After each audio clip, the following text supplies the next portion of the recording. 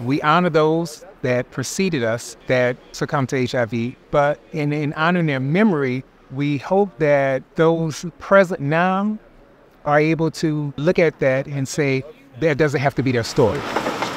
I firmly believe that the degree of openness that LGBTQ people enjoy today has been purchased by the lives of those who died from this disease. I remember those people who were dying, and they were literally diagnosed one day, and then about a month or 6 weeks down the road, they were literally dead. My story is unique because I put off getting tested because of the stigma associated with being diagnosed or being called someone who had AIDS. We have to remember, stigma kills.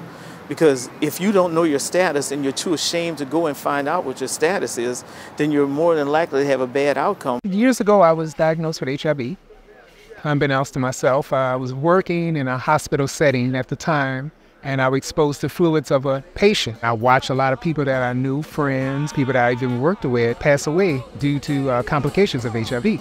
On that morning, when this life is over, I'll fly away in the evening. Today is a monumental day. It's a day of great hope, a day that our hearts are full because God has given us so many tools to affect change with people living with HIV. I'm just an average 54-year-old guy, you know. I have a life, I have a job, I have a wife, I have 2 kids, we have bills, you know, and I've had HIV for 37 years. So when we come here and we celebrate their lives, it helps me to remember that there's still work to be done. Even though those people have gone before us, we remember them and we continue to fight for the fight that they started out with and the lives that were lost so that we can end the epidemic.